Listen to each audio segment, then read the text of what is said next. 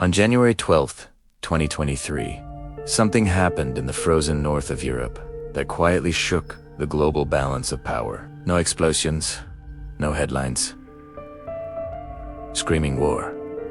Just rocks, but not ordinary rocks. Standing before the press, Sweden's deputy prime minister made a statement that sounded calm, but carried historic weight. This is an important day for Sweden and for the entire European Union. Deep beneath the Arctic town of Kiruna, inside the most advanced iron ore mine on Earth, engineers had found something unexpected. Something enormous. For over a century, Kiruna supplied iron to Europe. Nearly 80% of the EU's iron ore came from this single place. But no, they had discovered that the ore contained far more than iron. Hidden inside the rock was one of the most valuable resources of the modern world. Rare earth metals. 17 elements that quietly power everything around you.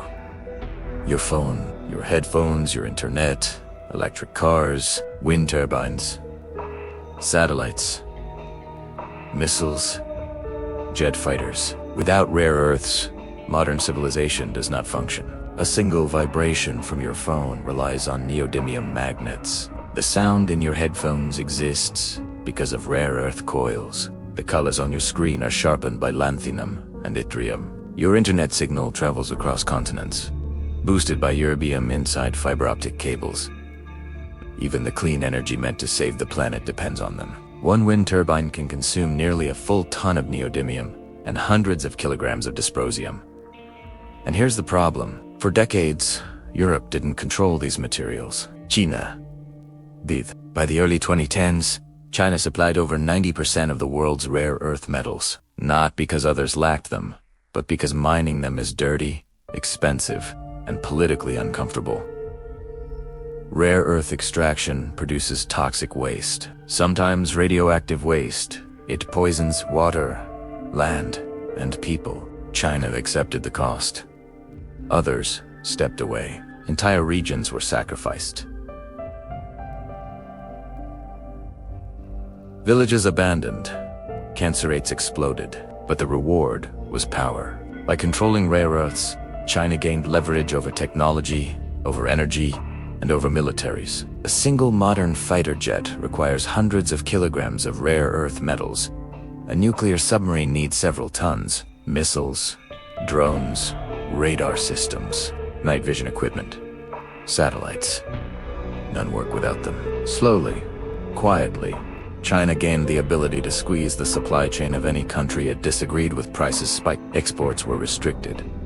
Warnings were sent without words. By 2019, the United States openly admitted the risk. For the first time since the Manhattan Project, the Pentagon began funding rare earth production. Europe reached the same realization. These were not just minerals. They were geopolitical weapons, and that is why Kiruna matters. The Purgire deposit contains an estimated 1 million tons of rare earth elements. To understand that number, Europe used just 1,400 tons in 2020. Even future demand projections don't come close. What makes this discovery even more powerful is where it sits, right next to existing infrastructure, inside an active mine, alongside iron and apatite. This means lower costs, less waste, commercial viability. For the first time, Europe can realistically mine its own rare earth metals. Imagine the future. European electric cars, powered by European magnets. Wind turbines, spinning with Swedish neodymium. Factories operating without foreign dependency. China's leverage weakens.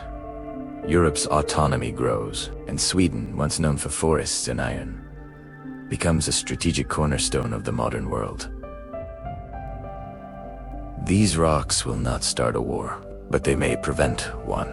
Because in the 21st century, power does not come from armies alone. It comes from what lies beneath your feet.